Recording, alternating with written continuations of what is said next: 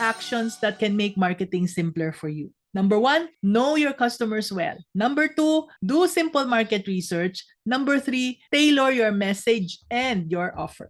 Do you know the number 1 cause of why businesses fail? It's when people start investing, putting in hard-earned money in a business right after they get an inspiring business idea for a good product or service. For instance, just a block away from here, there's a store space that would be occupied by a tenant selling food, and after a few months, they would close down, only to be rented out by another tenant with a good food place idea, but which would close down again after a few months. It's one food place after another, and all of them fail, one after another. Why?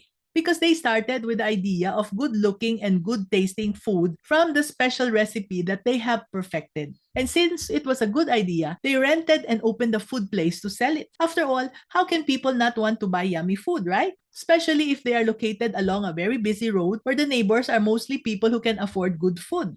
Just a block away are stores like McDonald's and Jollibee, which are always full. And there are also other fine dining places nearby. The conclusion that they made is that there is a market, right? I would make the same conclusion. So, these tenants would spend millions in setting up their store only to find that not many people would come in and buy. Why? It's because they did not take the right step in starting that business. So, what's the right step, Mami Ann? Well, with any business, always start with your understanding of the customer base. This is a crucial step in simplifying your marketing efforts. Now, if you have already started your business without doing this step and you are finding it difficult to get customers in, then you can go back and do it now. Catch up before it's too late, okay? Going back to the food place, do you know what the problem with that place was? Simple.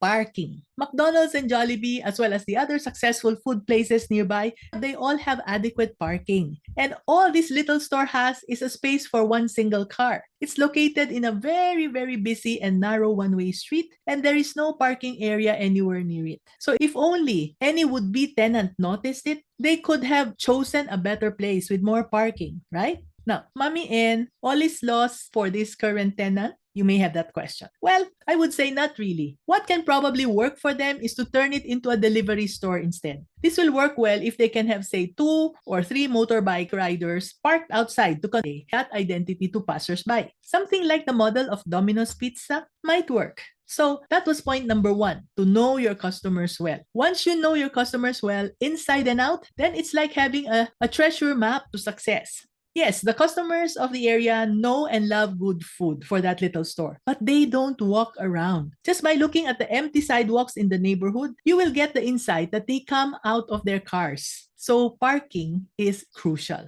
Create meaningful connections with the people in your community and tailor your marketing to their needs so that you will know what to do. So to connect with your customers, start by creating detailed customer personas. Understand their demographics, preferences, pain points, and their aspirations. This will serve as the foundation of your marketing strategy. Now, studies reveal that businesses that cater to customer needs experience higher customer loyalty and word-of-mouth referrals. You saw that in the example of the food place a while ago. They don't go around in cars, and so if you don't have parking, what would happen? But could it be that they also sometimes order through food deliveries? How will you know? What you can do is to count the food delivery motorcycles that pass by at different hours of the day and different days of the week. That should give you a deeper understanding about your customers and if a delivery model would work or not.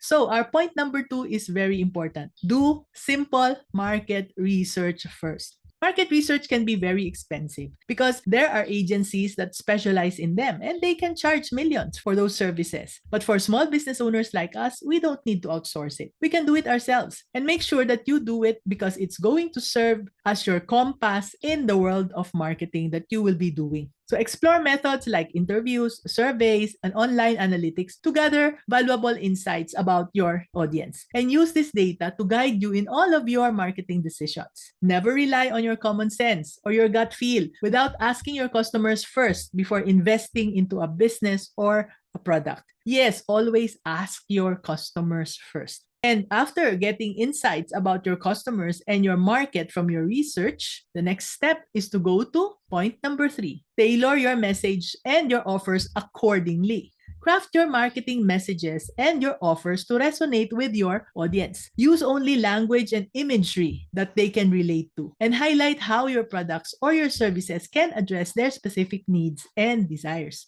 One very effective strategy is to use local events and traditions in your marketing campaigns to create a sense of community involvement. Remember, by understanding your customer base, you're not just simplifying your marketing, you're becoming an integral part of your community's life.